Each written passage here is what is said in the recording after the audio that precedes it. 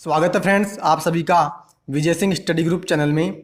मैं विजय सिंह और फ्रेंड्स हम डिस्कस कर रहे हैं जो 11वीं क्लास की एनसीईआरटी है राजनीतिक सिद्धांत भाग जो है, ठीक है। तो उसके जो है हमने 3 लेसन कंप्लीट कर लिए थे और आज मित्रों हम डिस्कशन करेंगे सामाजिक न्याय के बारे में, जो कि चौथा इसका लेसन है, ठीक है। और पिछले लेसन में हमने चर्चा की समानता के बारे में, ठीक है। तो मित्रों समानता और सामाजिक न्याय दोनों एक दूसरे से जुड़े हुए हैं, ठीक है। क्योंकि अगर मान लीजिए कि किसी देश में सामाजिक न्याय है या आर्थिक न्याय या राजनीतिक न्याय अगर मिल रहा है तो इसका मतलब जो है वहाँ पे फिर जो है समानता भी हमारे को देखने को मिलती है। तो फ्रेंड्स हमने जो है 11वीं क्लास की एनसीईआरटी में डिस्कस की है। इसके अलावा जो मित्रों हम 6th क्लास की एनसीईआरटी भी डिस्कस कर रहे हैं, ठीक है। तो अभी तक आपने चैनल को सब्सक्राइब नहीं किया तो आप जरूर से चैनल को सब्सक्राइब कर लेना, ठीक है। और पास ही के नोटिफिकेशन बेल के ऑल के बटन पर आपको क्लिक करना है ताकि मेरी जितनी भी वीडियो मैं यूट्यूब पर अपलोड करता हूँ आपको उसका नोटिफिकेशन मिल जाएगा, जिससे कि आप उसको देख लेंगे, ठीक है फ्रेंड्स। तो देखिए सामाजिक न्याय की अगर अपन बात करें तो मित्रों हमारी जो संविधान की प्रस्तावना है, ठीक है, उस संविधान की प्रस्तावना में भी हमने सामाजिक न्याय का सिद्धांत को अपनाया है और अपने सामाजिक आर्थिक और राजनीतिक न्याय की हम उसमें बात करते हैं, ठीक है। तो देखो क्या करा है, प्रेम के बहुत से रंग होते हैं और उनकी व्याख्या कर पाना आसान नहीं, फिर भी हम अपनी अंतर्दृष्टि से यह समझ लेते हैं कि प्रेम का क्या मतलब है, ठीक है। उसी तरह न्याय के बारे में भी हमारी एक सहजानुभूत समझ होती है। हालांकि हो सकता है कि हम इसकी ठीक ठीक परिभाषा नहीं दे सकें। इस मायने में न्याय भी बहुत हद तक प्रेम जैसा है। यानी मित्रों प्रेम की तुलना की जा रही है न्याय से कि जिस प्रकार जो प्रेम होता है उसकी हम जो परिभाषा नहीं दे सकते, ठीक है, उसको केवल हम समझ सकते हैं। उसी प्रकार से जो न्याय है ना वो भी प्रेम जैसा ही यहाँ पे बताया जा रहा है। इसके अतिरिक्त प्रेम और न्याय दोनों अपने समर्थकों में भावपूर्ण अनुक्रियाएं पैदा करते हैं और जैसे प्रेम को वैसे ही न्याय को भी कोई बुरा नहीं कहता। प्रत्येक इंसान अपने लिए और कुछ हद तक बाकियों के लिए भी न्याय चाहता है, लेकिन प्रेम और न्याय में एक अंतर भी है। प्रेम उन लोगों से हमारे रिश्तों का एक पहलू है जिन्हें हम अच्छी तरह जानते हैं, जबकि न्याय का सरोकार समाज में हमारे जीवन और सामाजिक जीवन को और सार्वजनिक जीवन को व्यवस्थित करने के नियमों और तरीकों से होता है, जिनके द्वारा समाज के विभिन्न सदस्यों के बीच सामाजिक लाभ और सामाजिक कर्तव्यों का बंटवारा किया जाता है। इसलिए न्याय के प्रश्न राजनीति के लिए केंद्र महत्व की चीज़ है।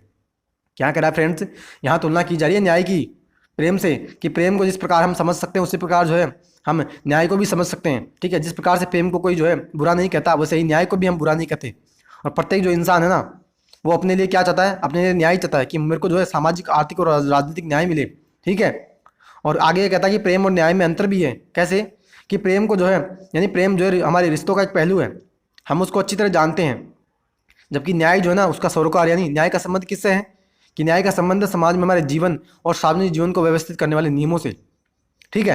तो इस प्रकार से न्याय को जो है राजनीति का एक महत्व चीज़ में यहाँ पे बताई जा रही है और कहते हैं इस अध्याय को पढ़ने के बाद आप सामाजिक न्याय की अवधारणा से जुड़े निम्न मुद्दों को समझने में सक्षम होंगे। कह रहे हैं कि आप न्याय के उन सिद्धांतों को पहचानेंगे जो अलग अलग समाजों और अलग अलग समय में रखे गए। क्या कि इस अध्याय को पढ़ने के बाद हम ये जान जाएंगे कि न्याय क्या है, ठीक है, और न्याय अलग अलग समाजों में अलग अलग समय पे कैसे रखा गया। आप ये भी समझेंगे कि वितरणात्मक न्याय का क्या अर्थ है। यानी मित्रों वितरणात्मक न्याय क्या है इसका बारे में भी आज हम डिटेल से डिस्कशन करेंगे और हम जॉन रॉल्स की इस तर्क की भी चर्चा करेंगे कि निष्पक्ष और न्यायपरक समाज सभी सदस्य के हित में होता है। क्या करा है कि हम जो है जॉन रॉल्स की जो न्याय की संकल्पना है, ठीक है, उसका भी आज जो है यहाँ पे हम डिस्कशन करेंगे और इसे तार्किक आधार पर हम सिद्ध भी करेंगे। तो फ्रेंड्स आगे देखो क्या करें, न्याय क्या है। सबसे पहले हम न्याय की हम परिभाषा देख लेते हैं। न्याय के बारे में जो है यहाँ पे कुछ बताया जा रहा है। कह रहे हैं कि न्याय क्या है, कह रहे हैं तमाम संस्कृतियों और परंपराओं को न्याय के प्रश्न से जूझना पड़ा है, भले ही उन्होंने इस अवधारणा की व्याख्या भिन्न भिन्न तरीकों से की हो। उदाहरण के लिए प्राचीन भारतीय समाज में न्याय धर्म के साथ जुड़ा था और धर्म या न्यायोचित सामाजिक व्यवस्था कायम रखना राजा का प्राथमिक कर्तव्य माना जाता था। क्या करें मित्रों, जो हमने अभी चर्चा की थी ना कि हम जो है अलग अलग समय में जो है न्याय का क्या अर्थ निकाला करते थे, ठीक है, तो उसी की यहाँ पे चर्चा करें कि न्याय की जो अवधारणा है ना वो भिन्न भिन्न तरीके से हमने जो है इसकी अवधारणा को दिया है। जैसे प्राचीन समाज में यानी प्राचीन भारतीय समाज जब हमारा था, जब प्राचीन कालीन भारत का इतिहास की यहाँ पे बात कर रहे हैं कि उस समय न्याय का मतलब क्या होता था। न्याय का मतलब हम धर्म से जोड़ते थे, ठीक है, और धर्म या न्याय से सामाजिक व्यवस्था हम कायम रखना चाहते थे। और राजा का कर्तव्य भी होता था कि वो जो है अपने जो भी अपने देश हैं और अपने जो राज्य क्षेत्र है उसमें जो वो सभी के साथ समान का यानी समानता का वो बर्ताव करे और सभी को जो है न्याय वहाँ प्रदान करे। चीन के दार्शनिक कन्फ्यूशन का तर्क था कि गलत करने वालों को दंडित कर और भले लोगों को पुरस्कृत कर राजा को न्याय कायम करना चाहिए। बिल्कुल सही बात है। गलत अगर कोई कर रहा है, ठीक, अपराध कोई कर रहा है तो उसको दंडित किया जाना चाहिए, और अच्छा अगर कोई काम कर रहा है तो उसको हमें जो प्रोत्साहन भी दिया जाना चाहिए। आगे क्या कहते हैं सुनो, सुकरात और उनके युवा मित्र ग्लाउकोन और एंडीमंटस के बीच लंबी वार्ता के जरिए प्लेटो ने दिखाया था कि हमारा न्याय से सरोकार होना चाहिए। क्या करा मित्रों, जो न्याय की हमने बात की थी ना, कहाँ पे हमने न्याय की बात की थी, इसी एनसीईआरटी में, 11वीं क्लास की एनसीईआरटी में हमने न्याय की बात की थी। जब मैंने मित्रों पहला लेक्चर यानी पहला ही लेसन जो राजनीतिक सिद्धांत एक परिचय का था, उसमें हमने डिस्कस किया था न्याय की संकल्पना के बारे में। ठीक है, यानी जो न्याय की परिभाषा है ना, वो हमने डिस्कस की थी। ठीक है, तो यही बात यहाँ पे करें कि सुकरात और उनके युवा मित्रों ग्लाउकोन और एंटीमंडस के बीच लंबी वार्ता के जरिए प्लेटो ने दिखाया था कि हमारा न्याय से सरोकार होना चाहिए। उन नौजवानों ने सुकरात से पूछा कि हमें न्याय संगत क्यों होना चाहिए। यानी मित्रों वो घोड़े की बात आई थी और वो कुत्ते की बात आई थी कि जब घोड़े की स्थिति अगर खराब होती है तो उसमें घोड़े के गुण कम होते हैं, उसमें जो है कुत्ते के गुण ज़्यादा हो जाते हैं। तो वही बात की मैं यहाँ पे चर्चा कर रहा हूँ। और कह रहे हैं उन नौजवानों ने सुकरात से पूछा कि हमें न्याय संगत क्यों होना चाहिए। उनका आकलन यह था कि जो अन्यायी हैं वे न्यायी लोगों से ज़्यादा बेहतर स्थिति में हैं, जो अपनी स्वार्थ पूर्ति के लिए कानून तोड़ते मरोड़ते हैं, कर चुकाने से कतराते हैं और झूठ और धोखाधड़ी का सहारा लेते हैं, वे अक्सर उन लोगों से ज़्यादा सफल होते हैं जो सच्चाई और न्याय के रास्ते पर चलते हैं। आपने आज भी लोगों को ऐसी भावना व्यक्त करते हुए सुना होगा। यानी मित्रों ये कह रहे हैं कि जो स्वार्थ हैं, यानी जो स्वार्थी हैं, जो टैक्स नहीं चुकाते, जो झूठ पाखंड करते हैं, धोखाधड़ी करते हैं, वो जो है ज़्यादा सफल होते हैं। यानी कि जो सच्चे लोग होते हैं ना, उनसे ज़्यादा सफल होते हैं। और आज जो है हम इस बात को सुनते भी हैं। ठीक है, सुकरात ने उन नौजवानों को याद दिलाया कि यदि हर कोई अन्यायी हो जाए, यदि हर आदमी अपने स्वार्थ के लिए कानून के साथ खिलवाड़ करे, तो किसी के लिए भी अन्याय से लाभ पाने की गारंटी नहीं होगी। कोई भी सुरक्षित नहीं रहेगा और इससे संभव है कि सबको नुकसान भी पहुंचे। यानी फिर सुकरात ये करें नौजवानों को कि अगर मान लो सभी लोग अन्यायी हो जाएंगे, ठीक है, सभी लोग कानूनों का जो है उल्लंघन करेंगे, कानून को तोड़ेंगे मरोड़ेंगे, ठीक है, झूठ पाखंड करेंगे, तो फिर जो समाज होगा, जो देश होगा, उसमें जो है फिर दंगे फसाद होंगे और जो है सभी लोग फिर सुरक्षित नहीं होंगे। आगे करें कि सबको उससे नुकसान भी पहुंचेगा। इसलिए हमारा दीर्घकालीन इसी में है कि हम कानून का पालन करें और न्यायी भी बने।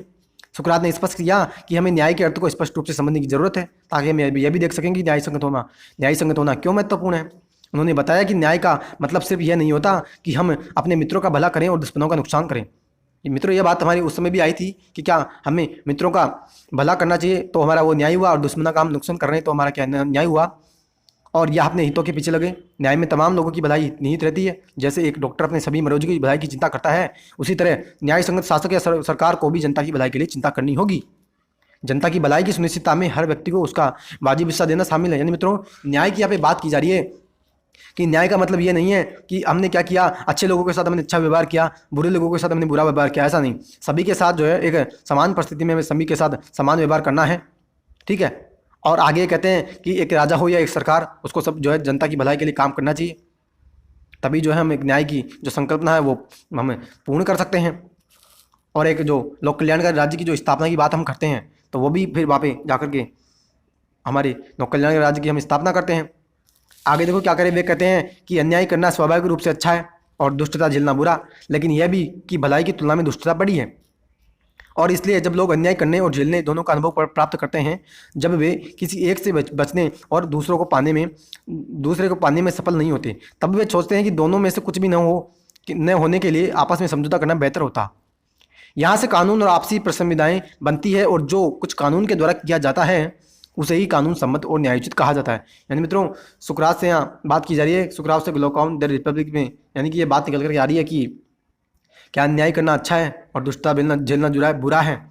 तो जब व्यक्ति दुष्टता भी झेलता है और अन्याय भी झेलता है, ठीक है, तो वो ये सोचता है कि दोनों में से, यानी दोनों ही में नहीं करता, दोनों में से जो है मध्यम मार्ग अपना लेता।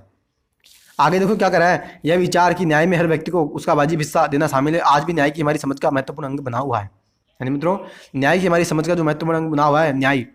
बहरहाल आगे करें कि बहरहाल प्लेटो के ज़माने की तुलना में आज ये समझ जरूर बदली है। ठीक है, कि किसी व्यक्ति का प्राप्य क्या है, यानी वह क्या पाने का अधिकारी है। आज न्याय की हमारी समझ इस समझ से गहरे में जुड़ गई है कि मनुष्य होने के नाते हर व्यक्ति का प्राप्य क्या है। यानी मित्रों हर व्यक्ति क्या पाने का अधिकारी है, उसका क्या लक्ष्य है।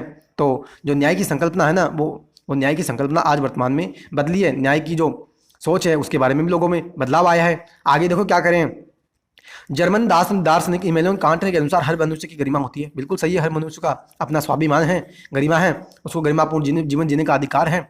अगर सभी व्यक्तियों की गरिमा स्वीकृत है तो उनमें से हर एक का प्राप्य यही होगा कि उन्हें अपनी प्रतिभा के विकास और लक्ष्य की पूर्ति के लिए अवसर प्राप्त हो। न्याय के लिए जरूरी है कि हम तमाम व्यक्तियों को समुचित और बराबर की अहमियत दें। यानी मित्रों, मैंने शुरुआत में ही आपसे डिस्कस किया था कि जो समानता है ना, वो न्याय से जो है जुड़ी हुई है मित्रों, गहन रूप से जुड़ी हुई है। और वही बात यहाँ पे निकल करके आ रही है अंत में कि न्याय के लिए जरूरी है कि हम तमाम व्यक्तियों को समुचित और बराबर की अहमियत दें। यानी मित्रों, अगर हम किसी के साथ समानता का व्यवहार नहीं कर रहे हैं, अगर हम उनको समानता का अधिकार नहीं दे रहे हैं, तो मित्रों फिर वहाँ जो न्याय की संकल्पना नहीं आती, यानी फिर वहाँ न्याय ही नहीं है, फिर वहाँ पर अन्याय हो रहा है। यही बात यहाँ पे कह रहे हैं कि इमैनुअल कांट ने भी कहा था क्या, कि प्रत्येक मनुष्य की गरिमा है, प्रत्येक व्यक्ति का स्वाभिमान है। और अगर व्यक्ति को मान लीजिए उसका स्वाभिमान है, तो वो व्यक्ति ये चाहेगा कि मैं जो है जीवन के, यानी मैं जीवन में जो है ऊंचे पदों पर जो है मैं पहुंचूं और मैं जो है प्रतिभा का अपना विकास करूं, बहुत ऊंचे लक्ष्य मैं प्राप्त करूं। ठीक है, आगे देखो क्या करें, समान लोगों के प्रति समान बर्ताव, यानी समान लोगों के प्रति समान बर्ताव की यहाँ पे जो अवधारणा अब निकल करके आ रही है क्या, कि हालांकि आधुनिक समाज में तमाम लोगों को समान महत्व देने के बारे में आम सहमति है, बिल्कुल सही है कि आधुनिक समाज में ये, यानी आधुनिक समाज में यह विचार बड़ा है कि जो है समान महत्व हम जो, यानी समान महत्व हम सभी को देंगे, समानता का अधिकार सभी को है। निर्णय ये लेना, लेकिन यह निर्णय करना आसान नहीं कि हर व्यक्ति को उसका प्राप्य कैसे दिया जाए। इस संबंध में कई सिद्धांत पेश किए गए हैं। उनमें से एक है समकक्षों के साथ समान बर्ताव का सिद्धांत। माना जाता है कि मनुष्य होने के नाते सभी व्यक्तियों की कुछ समान चारित्रिक विशेषताएं होती है, इसलिए वे समान अधिकार और समान बर्ताव के अधिकारी है। क्या करें फ्रेंड्स, ये करें कि प्रत्येक व्यक्ति को जो है हम समान अधिकार देंगे, ठीक है, लेकिन हमने समान अधिकार तो दे दिया, लेकिन ये आसान, यानी ये निर्णय करना आसान नहीं है कि किसी व्यक्ति के पास हमें कितने अधिकार देने होंगे। ठीक है, और आगे कहते हैं कि मनुष्य के होने के नाते जो है सभी व्यक्तियों में कुछ समान चारित्रिक विशेषताएं भी होती है और वे समान अधिकार के अधिकारी भी होती हैं। सही बात है, सभी को समानता का अधिकार होने का, यानी सभी समान अधिकार प्राप्त करने के अधिकारी हैं। आज अधिकांश उदारवादी जनतंत्रों में कुछ महत्वपूर्ण अधिकार दिए गए हैं, जिनमें इनमें जीवन स्वतंत्रता और संपत्ति के अधिकार जैसे नागरिक अधिकार शामिल हैं। इसमें समाज के अन्य सदस्यों के साथ समान अवसरों के उपभोग करने का सामाजिक अधिकार और मताधिकार जैसे राजनीतिक अधिकार भी शामिल हैं। ये अधिकार व्यक्तियों को राज्य प्रक्रिया में भागीदार बनाते हैं। क्या करें फ्रेंड्स, ये करें कि जितने भी उदारवादी जनतंत्र, यानी जितनी भी सरकारें हैं, जितने भी देश हैं, वहाँ पे जो है कुछ महत्वपूर्ण अधिकार हमने दिए हैं। चाहे हमने जीवन की स्वतंत्रता का अधिकार दिया अनुच्छेद 21 के तहत, या हमने स्वतंत्रता का अधिकार दिया अनुच्छेद 19 से लेकर के 22 के तहत, और संपत्ति का अधिकार जो मित्रों हमने संविधान हमारा जब बना, ठीक है, 26 नवंबर 1949 को जब हमने संविधान को अपनाया और 26 जनवरी 1950 को जब हमारा संविधान लागू हुआ था, तब मित्रों हमारे जो संविधान में, यानी हमारे संविधान ने हमारे को 7 मूल अधिकार दिए थे। मैंने मित्रों मूल अधिकार के चैप्टर में भी आपसे इस बात को डिस्कस किया था कि मित्रों हमारे पास मित्रों 7 मूल अधिकार थे, लेकिन वर्तमान में हमारे पास केवल 6 मूल अधिकार हैं। संपत्ति के अधिकार को जो है भारत की सरकार ने, संसद ने हमसे छीन लिया। 44वां संविधान संशोधन अधिनियम 1978 के माध्यम से इसको जो है एक कानूनी अधिकार बनाया और हमारे से ये मूल अधिकार छीन लिया। ठीक है, तो यही बात यहाँ पे कह रहे हैं कि किसी भी सरकार हो, वहाँ पे जीवन और स्वतंत्रता का अधिकार हम देते हैं। संपत्ति का अधिकार भी जो कई सरकारों में मिलता है। आगे कहते हैं कि मताधिकार जैसे राजनीतिक अधिकार भी हमने दिए हैं, और ये अधिकार जो है लोगों को भागीदार बनाते हैं लोकतंत्र में। ठीक है, और हमने 6 क्लास की NCERT में भी बात की थी कि लोकतंत्र में भागीदारी की हमने बात की। जनता भागीदार होती है लोकतंत्र में, जनता के लिए, जनता के द्वारा शासन है, तो वही तो बात हम करते हैं कि जनता उसमें भागीदार है। आगे देखो कह रहे हैं कि समान अधिकारों के अलावा समकक्षों के साथ समान बर्ताव के सिद्धांत के लिए जरूरी है कि लोगों के साथ वर्ग, जाति, नस्ल या लिंग के आधार पर भेदभाव नहीं किया जाए। मित्रों वही समानता की बात हमने पिछले लेसन में भी डिस्कस किया कि समानता का अधिकार सभी को, और किसी के साथ हम जाति, लिंग, धर्म, वंश और किसी के आधार पर, धर्म के आधार पर हम किसी के साथ भेदभाव नहीं करेंगे। हमने सभी को समानता का अधिकार दिया है मूल अधिकार के रूप में, और अनुच्छेद 14 से 18 में हम इसकी बात करते हैं। कहते हैं उन्हें उनके काम और कार्यकलापों के आधार पर जांचा जाना चाहिए, इस आधार पर नहीं कि वे किस समुदाय के सदस्य। बिल्कुल सही है कि, यानी हम कई बार कहते हैं कि व्यक्ति की जो पहचान बनती है वो कर्म के आधार पर बनती है, जन्म के आधार पर नहीं। तो इसी की बात यहाँ पे कह रहे हैं कि किसी भी व्यक्ति को अगर हमें जांचना है तो हमें उसके काम को लेकर के जांचना होगा, ना कि वह किस जाति का है। इसलिए अगर भिन्न जातियों के 2 व्यक्ति एक ही काम करते हैं, चाहे वह पत्थर तोड़ने का काम हो या पिज्जा बांटने का, उन्हें समान पारिश्रमिक मिलना चाहिए।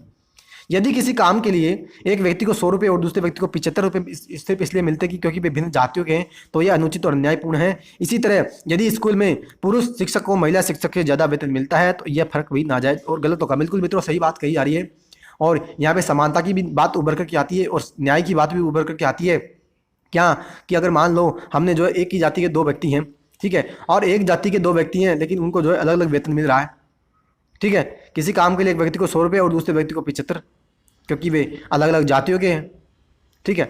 और अगर इस स्थिति में जो है उनको अलग अलग वेतन मिलता है तो उनके साथ जो है अनुचित और न्यायपूर्ण व्यवहार हो रहा है, ठीक है। चाहे स्कूल में किसी शिक्षक, मान लीजिए पुरुष शिक्षक को ज़्यादा वेतन मिल रहा है, महिला को कम, तो ये भी अन्याय है, ये भी उसके साथ जो है नाजायज, उसके साथ जो है यानी उसके साथ जो है गलत हो रहा है, ठीक है। तो फ्रेंड्स फिर देखो आगे क्या कहते हैं, समानुपातिक न्याय की यहाँ पे बात की जाती है। क्या कि कह रहे हैं बहरहाल समान बर्ताव न्याय का एकमात्र सिद्धांत नहीं है, यानी समान बर्ताव हम अगर करेंगे किसी के साथ तो ये केवल एक न्याय का सिद्धांत ही नहीं है। ऐसी परिस्थितियां हो सकती है जिसमें हम महसूस करें कि हर एक के साथ समान बर्ताव अन्याय होगा। यानी मित्रों वही बात जो हम पिछले अध्याय में भी डिस्कस कर रहे थे कि विशेष जो समूह है या विशेष जो समुदाय है उनको जो है हमें कुछ विशेष अधिकार भी देने होंगे अगर हमें समानता का अधिकार लागू करना है, चाहे दिव्यांग हो या ट्रांसजेंडर हो या कोई अन्य समुदाय हो, ठीक है। तो वही बात यहाँ पे करें हैं कि हमें यह भी महसूस करना होगा कि हर एक के साथ हम समान बर्ताव अन्याय हुआ, यानी हर एक के साथ हम समान बर्ताव कर रहे हैं ना, उस परिस्थिति में हम समान बर्ताव कर रहे हैं दिव्यांगों के साथ भी और अन्य वर्गों के साथ भी, तो फिर वहाँ अन्याय होगा, क्योंकि दिव्यांगों को हमें विशेष अधिकार देने होंगे। मसलन अगर आपके स्कूल में यह फैसला किया जाए कि परीक्षा में शामिल होने वाले तमाम लोगों को बराबर अंक दिए जाएंगे क्योंकि सब एक ही स्कूल के विद्यार्थी हैं और सबने एक ही परीक्षा दी है, तो आपको कैसा लगेगा? यहाँ आप ज़्यादा ये उचित समझेंगे, यहाँ आप ज़्यादा ये उचित समझेंगे कि छात्रों को उनकी उत्तर पुस्तिकाओं की गुणवत्ता और संभव हो तो इसके लिए उनके द्वारा किए गए प्रयास के अनुसार अंक दिए जाए। बिल्कुल सही बात है, जितना आपने पुस्तक में लिखा है, जितना आपने क्वालिटी के अनुसार आंसर लिखा है उसी के अनुसार आपको जो है मार्क्स दिए जाने चाहिए, यानी सभी को समान मार्क्स नहीं दिए जाने चाहिए। दूसरे शब्दों में क्या कह रहा है कि दूसरे शब्दों में सबके लिए समान अधिकार की दौड़ में एक ही शुरुआती रेखा निर्धारित करने के बावजूद ऐसे मामलों में न्याय का मतलब होगा लोगों को उनके प्रयासों के पैमाने और अर्हता के अनुपात में पुरस्कृत करना। यानी मित्रों सही बात है कि जितना उन्होंने प्रयास किया है, जितना उनकी योग्यता है, ठीक है, एग्जाम में उनको जितना उन्हें एग्जाम में लिखा है, जितना उन्होंने एग्जाम में जो है यानी जितना भी एग्जाम में उन्होंने जो है अपनी जो पार्टिसिपेट किया है तो उसके माध्यम से उनको जो अंक है वो मिलने चाहिए।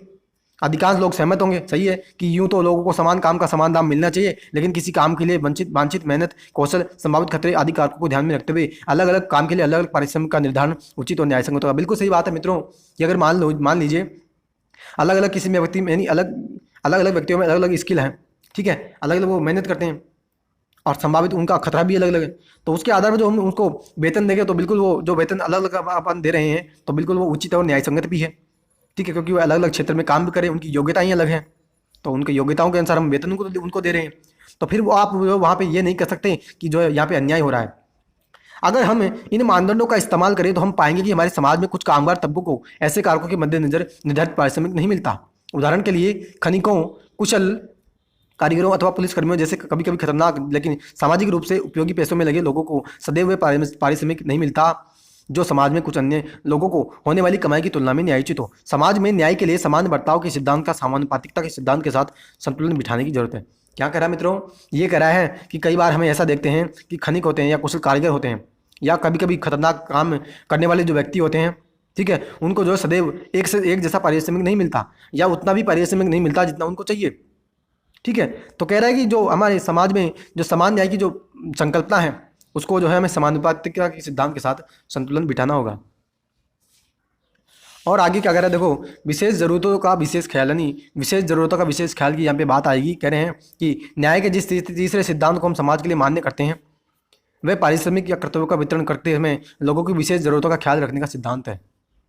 तो फ्रेंड्स आगे देखो क्या कह रहा है कि जब हम तीसरे सिद्धांत की बात करते हैं न्याय की, कौन सा, कि जो पारिश्रमिक हम बांटेंगे, ठीक है, कर्तव्यों के यानी उनके काम के आधार पर, तो वहाँ पे जो हमें विशेष ज़रूरतों का ध्यान रखने का यानी वहाँ पे हमें विशेष ज़रूरतों का ख्याल रखने का सिद्धांत है, ठीक है। इसे सामाजिक न्याय को बढ़ावा देने का तरीका माना जा सकता है। समाज के सदस्यों के रूप में लोगों की बुनियादी हैसियत और अधिकारों के लिहाज से न्याय के लिए यह जरूरी हो जाता है कि लोगों के साथ समान बर्ताव किया जाए। मित्रों कह रहा है कि समाज के सदस्यों के रूप में लोगों की जितनी बुनियादी हैसियत है, ठीक है, जितना उनको अधिकार है, तो उनके साथ जो है उन्हीं अधिकारों के साथ में यानी उनकी जितनी योग्यता है उसके साथ जो है वहाँ पे हम जो है समान अधिकार उनको देंगे और समान उनके साथ बर्ताव करेंगे, लेकिन लोगों के बीच भेदभाव न करना और उनकी मेहनत के अनुपात में उन्हें पारिश्रमिक देना भी ये सुनिश्चित करने के लिए शायद पर्याप्त न हो कि समाज में अपने जीवन के अन्य संदर्भों में भी लोग समानता का उपभोग करें या कि समाज समग्र रूप से न्यायपूर्ण हो जाए। मित्रों क्या कर रहा है कि अगर मान लीजिए हमने उनकी व्यक्तियों को उनकी मेहनत के अनुपात में उनको वेतन दिया, ठीक है, तो यह जो है फिर भी हम पर्याप्त नहीं कर रहे हैं, किसके लिए? समानता के लिए,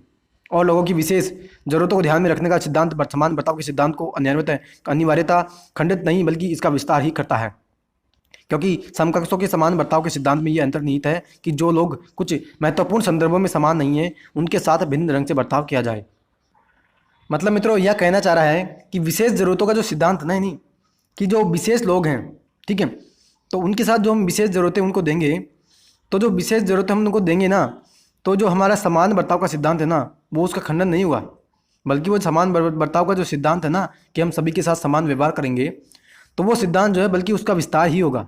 ठीक है, आगे क्या कहता है, विशेष जरूरतों या विकलांगता वाले लोगों को कुछ खास मामलों में असमान और विशेष सहायता के योग्य समझा जाता है। मित्रों मैंने पहले भी आपसे चर्चा की कि जो विकलांग समुदाय है या जो कोई भी ट्रांसजेंडर समुदाय है, तो उनको जो कुछ हम विशेष खास या सुविधाएं देते हैं ना, तो वो जो हम वहाँ पे किसी समानता का अधिकार हम उल्लंघन नहीं कर रहे। ठीक है, हम वहाँ पे न्याय कर रहे हैं, हमने वहाँ पे सामाजिक न्याय किया है। लेकिन इस पर सहमत होना हमेशा आसान नहीं होता कि लोगों को विशेष सहायता देने के लिए उनकी किन असमानताओं को मान्यता दी जाए। शारीरिक विकलांगता, उम्र या अच्छी शिक्षा या स्वास्थ्य सुविधाओं तक पहुंच न होना कुछ ऐसे कारक हैं जिन्हें अनेक देशों में विशेष बर्ताव का आधार समझा जाता है। यानी मित्रों विशेष बर्ताव यानी किसके आधार पर हम जो है किसी व्यक्ति को विशेष अधिकार देंगे या विशेष हम उनको सुविधाएं देंगे, तो बता रहे हैं कि शारीरिक विकलांगता है किसी व्यक्ति में, या किसी की उम्र बढ़ गई है, या उसके पास अच्छी शिक्षा है या स्वास्थ्य सुविधाएँ हैं। और आपने भी कई बार देखा होगा कि हम एग्जाम्स में जो है बढ़ा देते हैं किसी उम्र को कि 40 साल तक आप जो एग्ज़ाम दे सकते हो, या जो विकलांग व्यक्ति है उनको जो है हम किसी विशेष सुविधाएं दे देते हैं। तो इनके आधार पर जो हम उनको विशेष बर्ताव उनके साथ कर रहे हैं, यह माना जाता है कि जीवन यापन और अवसरों के बहुत ऊंचे स्तर का उपभोग करने वाले और उत्पादक जिंदगी जीने के लिए न्यूनतम बुनियादी सुविधाओं से भी वंचित लोगों से हर मामले में बिल्कुल एक जैसा बर्ताव करने पर परिणाम समतावादी और न्यायपूर्ण नहीं बल्कि एक असमान समाज होगा। मित्रों क्या कह रहा है, बहुत इंपॉर्टेंट यहाँ पे बात बताई जा रही है क्या, कि जिनके पास न्यूनतम बुनियादी जो है सुविधाएं भी नहीं है, ठीक है, रोटी कपड़ा और मकान की जो हम न्यूनतम बुनियादी सुविधाओं की बात करते हैं वो भी उनके पास नहीं है, और उनके साथ जब हम क्या कर रहे हैं, उनके साथ हम कर रहे हैं समान बर्ताव का सिद्धांत। तो मित्रों यहाँ पे हम फिर उनके साथ जो अन्याय कर रहे हैं। यानी दो बातें यहाँ बहुत इंपॉर्टेंट निकल कर आ रही है कि विशेष व्यक्तियों के साथ हम बर्ताव कर रहे हैं, विशेष उनको हम सुविधाएं दे रहे हैं, तो उनके साथ तो हम अन्याय नहीं कर रहे, ठीक है। लेकिन जिनके साथ जो है हम यानी जिनके पास न्यूनतम सुविधाएं भी नहीं है उनके साथ हम अगर समान बर्ताव का सिद्धांत भी कर रहे हैं ना, यानी समान बर्ताव हम अगर उनके साथ कर रहे हैं तो भी हम उनके साथ अन्याय कर रहे हैं, और वह जो है समाज जो बनेगा वहाँ से तो वह एक असमान समाज फिर जाकर के बनेगा। ठीक है, और मित्रों आगे क्या कहता है, देखो कह रहा है हमारे देश में आमतौर पर देखा जाता है कि अच्छी शिक्षा, स्वास्थ्य और ऐसी अन्य सुविधाओं तक पहुँच का अभाव जाति आधारित सामाजिक भेदभाव से जुड़ा है। इसलिए संविधान में अनुसूचित जातियों और जनजातियों के लोगों के लिए सरकारी नौकरियों में और शैक्षणिक संस्थानों में दाखिले के लिए आरक्षण का प्रावधान किया गया है। क्या कह रहा है, ये कह रहा है हम देखते हैं हमारे देश में कि अच्छी शिक्षा, स्वास्थ्य और जो सुविधाएं होती है, ठीक है, तो उनका जो उन तक पहुंच का अभाव जो है जाति आधारित सामाजिक भेदभाव से जुड़ा है। यानी हमने कुछ जाति चाहे SC हो या ST हो, और अब तो EWS को भी आरक्षण सरकार ने दे दिया, तो उसके माध्यम से जो हमने उनको आरक्षण दिया है। ठीक है, तो आगे मित्रों हम चर्चा करें तो एक चिंतन मनन की यहाँ पे बात की जा रही है। यानी चिंतन मनन हमें करना है, क्या करना है, नीचे दी गई स्थितियों की जांच करो और बताओ कि क्या वे न्याय संगत है। ठीक है, अपने तर्क के साथ ये भी बताओ कि प्रत्येक स्थिति में न्याय का कौन सा सिद्धांत काम कर रहा है। यानी एक दृष्टिहीन छात्र सुरेश को गणित का पत्र हल करने के लिए 3.5 घंटे मिलते हैं, ठीक है, जबकि अन्य सभी छात्रों को केवल 3। तो मित्रों यहाँ तो उसको जो है यानी विशेष जो जरूरतों का सिद्धांत है वो यहाँ पे लागू हो रहा है। यानी वो विशेष व्यक्ति है, दृष्टिहीन है, दिव्यांग है, तो वहाँ उसको जो हमने आधा घंटा ज़्यादा दिया है। ठीक है, गीता बैसाखी की सहायता से चलती है। अध्यापिका ने गणित का प्रश्न पत्र हल करने के लिए उसे भी 3.5 घंटे का समय देने का निश्चय किया। बिल्कुल उसके साथ भी विशेष जरूरत का सिद्धांत यहाँ लागू हो रहा है। और एक अध्यापक कक्षा के कमजोर छात्रों के मनोबल को उठाने के लिए कुछ अतिरिक्त अंक देते हैं। क्या एक अध्यापक जो है और कक्षा के कमजोर छात्रों को मनोबल को उठाना है, उसको जो है क्या कर रहा है, कुछ अतिरिक्त अंक उनको दे रहा है, यानी उनके साथ विशेष बर्ताव कर रहा है। ठीक है, एक प्रोफेसर अलग अलग छात्राओं को उनकी क्षमताओं के मूल्यांकन के आधार पर अलग अलग प्रश्न पत्र बांटते हैं। यानी उनके साथ भी जो है यहाँ पे समान बर्ताव नहीं हो रहा, विशेष जरूरतों का सिद्धांत यहाँ पे लागू हो रहा है। और संसद में एक प्रस्ताव विचाराधीन है कि संसद की कुल सीटों में से 1/3 महिलाओं के लिए आरक्षित कर दी जाए। यानी मित्रों उनके साथ फिर जो है हम जो है समान बर्ताव का सिद्धांत लागू करेंगे, क्योंकि और विशेष बर्ताव का सिद्धांत भी यहाँ पे लागू होगा। ठीक है, और आगे फ्रेंड्स क्या करें, न्याय के विभिन्न सिद्धांत पर हमारी न्याय के विभिन्न सिद्धांत पर हमारी बहस ने यह संकेत दिया कि सरकारें कभी कभी न्याय के उपरोक्त तीनों सिद्धांतों समकक्षों के बीच समान बर्ताव, लोगों को मिलने वाले लाभों को तय करने के समय विभिन्न प्रयास और कौशलों को मान्यता देना और जरूरतमंदों के लिए जीवन के न्यूनतम मानकों और अवसरों का प्रावधान के बीच सामंजस्य बिठाने में कठिनाई महसूस कर सकती है। यानी फ्रेंड्स क्या करा है कि जो सरकारें होती है ना, जो हमने सिद्धांतों की बात की, चाहे हमने विशेष जरूरतों का सिद्धांत की बात की या समान बर्ताव का सिद्धांत, तो इनके बीच सरकारें क्या है, सामंजस्य नहीं बिठा पाती, समन्वय जो है कई बार नहीं बिठा पाती। और क्या करें कि समान बर्ताव के सिद्धांत पर अमल कभी कभी योग्यता को उचित प्रतिफल देने के खिलाफ खड़ा हो सकता है। क्या करें, समान बर्ताव का जो सिद्धांत है ना, वो योग्यता को जो है चुनौती दे सकता है। यानी किसी के मान लीजिए हम देखते हैं कई बार कि किसी के पास जो है योग्यता बहुत ज़्यादा होती है, फिर भी जो है उसको जो है उसका एग्जाम में सिलेक्शन नहीं हो पाता, उसको अंक ज़्यादा मिलते हैं, और जिसको कम अंक मिलते हैं उसका जो एग्जाम में सिलेक्शन नहीं हो पाता। ठीक है, तो योग्यता को पुरस्कृत करने को न्याय का प्रमुख सिद्धांत मानने पर जोर देने का अर्थ यह होगा कि हाशिए पर खड़े तबके कई क्षेत्रों में वंचित रह जाएंगे, क्योंकि अच्छे पोषाहार और अच्छी शिक्षा जैसी सुविधाओं तक उनकी पहुंच नहीं हो पाती। देश के विभिन्न समूह भिन्न भिन्न नीतियों की तरफदारी कर सकते हैं, जो इस पर निर्भर करता है कि वे न्याय के किस सिद्धांत पर बल दे रहे हैं।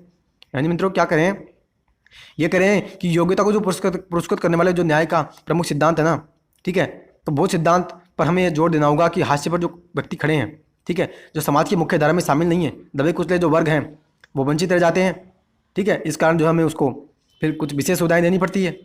और फिर क्या करें, ऐसी स्थिति में सरकार की भूमिका की यहाँ पे बात आएगी कि ऐसी स्थिति में सरकार की जिम्मेदारी ये बन जाती है कि वह न्यायपरक समाज को बढ़ावा देने के लिए न्याय के विभिन्न सिद्धांतों के बीच सामंजस्य स्थापित करे। यानी मित्रों वही जितने भी न्याय के सिद्धांत हैं, चाहे समान बर्ताव का सिद्धांत हो या जो हमारे विशेष जरूरतों का सिद्धांत है, तो उनके बीच फिर सरकार को सामंजस्य बिठाना पड़ता है। आगे देखो यहाँ क्या करें, न्याय की देवी की आंखों पर पट्टी क्यों बंधी है। ठीक है, न्याय की देवी आंखों पर पट्टी इसलिए बांधे रखती है क्योंकि उसे निष्पक्ष रहना है। बिल्कुल ठीक, उसे निष्पक्ष रहना है, लेकिन अगर वह आंखों पर पट्टी बांधे रहेगी तो लोगों की विशेष जरूरतों को कैसे देखेगी। यानी मित्रों ये कह रहे हैं कि न्याय की जो देवी है ना, वो न्याय की देवी जो है आंखों पर पट्टी बांधे रखती है क्योंकि उसको जो है सभी के साथ समान बर्ताव करना है, सभी को समान अधिकार देने हैं। लेकिन मित्रों फिर वहाँ पे जो एक बात निकल कर आती है कि जो दबे कुत्ते वर्ग हैं, जो समाज की मुख्य धारा में नहीं जुड़े, ठीक है, तो फिर जो है उनके जात हमें जो विशेष बर्ताव जो करना है, तो फिर वो विशेष बर्ताव को कैसे देखेगी कि इस व्यक्ति को मुझे जो है विशेष अधिकार देने हैं।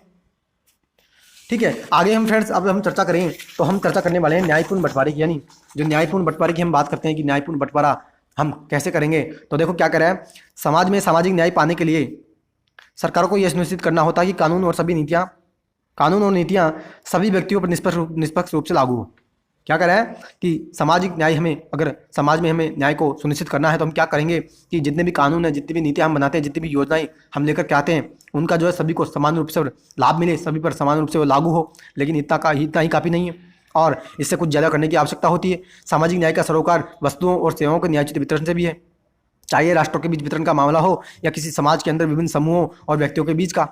यदि समाज में गंभीर सामाजिक या आर्थिक असमानताएं हैं तो यह जरूरी होगा समाज के कुछ प्रमुख संसाधनों का पुनर्वितरण हो, जिससे नागरिकों को जीने के लिए समतल धरातल मिल सके। यानी मित्रों जो लेवल प्लेइंग फील्ड की जो हम बात करते हैं ना कि सभी के लिए समान अवसर हम उपलब्ध कराएंगे, ठीक है, तो उसी की यहाँ पे चर्चा की जा रही है कि कई बार क्या होता है कि हम समान अवसर उपलब्ध करा रहे हैं, लेकिन कुछ ऐसे वर्ग हैं जिनके पास जो है न्यूनतम सुविधाएं नहीं है, तो उनको जो हमें विशेष सुविधाएं देनी पड़ती है।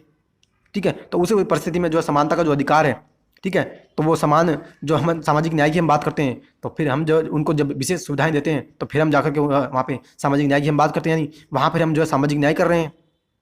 आगे देखो क्या करें, इसलिए किसी देश के अंदर सामाजिक न्याय के लिए जरूरी है कि न केवल लोगों के साथ समाज के कानूनों और नीतियों के संदर्भ में समान बर्ताव किया जाए, बल्कि जीवन की स्थितियों और अवसरों के मामले में भी वे कुछ बुनियादी समानता का उपभोग करें। मित्रों क्या करें, ये करें कि जो लोग हैं ना, उन लोगों के साथ हम जो समान कानून यानी उनके ऊपर जो है समान कानून हम लगाएंगे। ठीक है, समान नीतियाँ जितनी भी नीतियाँ बनेंगी उनका सभी के साथ जो है हम समान रूप से बर्ताव करेंगे। लेकिन क्या करें कि जीवन की स्थितियाँ और अवसरों के मामलों में जो है कुछ बुनियादी समानता का हम वो उपभोग करें। ठीक है, यह हर व्यक्ति के लिए जरूरी माना गया कि वह अपने उद्देश्यों के लिए प्रयास कर सके और स्वयं को अभिव्यक्त कर सके। उदाहरण के लिए हमारे देश में सामाजिक समानता को बढ़ावा देने के लिए संविधान ने छुआछूत की प्रथा का उन्मूलन किया।